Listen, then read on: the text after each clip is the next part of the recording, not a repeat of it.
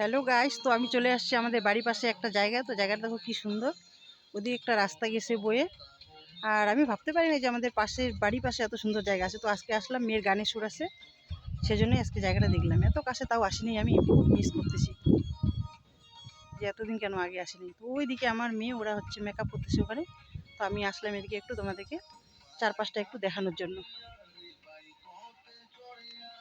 তো দেখো তোমরা কি সুন্দর জায়গাটা, মানে গ্রামের পরিবেশ এত সুন্দর থাকে, আর নিজেরা না দেখলে বোঝা যায় না।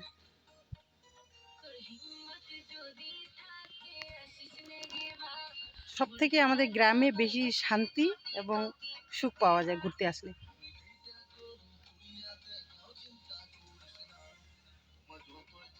তোমরা যদি প্রকৃত সুখ পেতে চাও তাহলে চলে আসো গ্রামে। গ্রামে এসে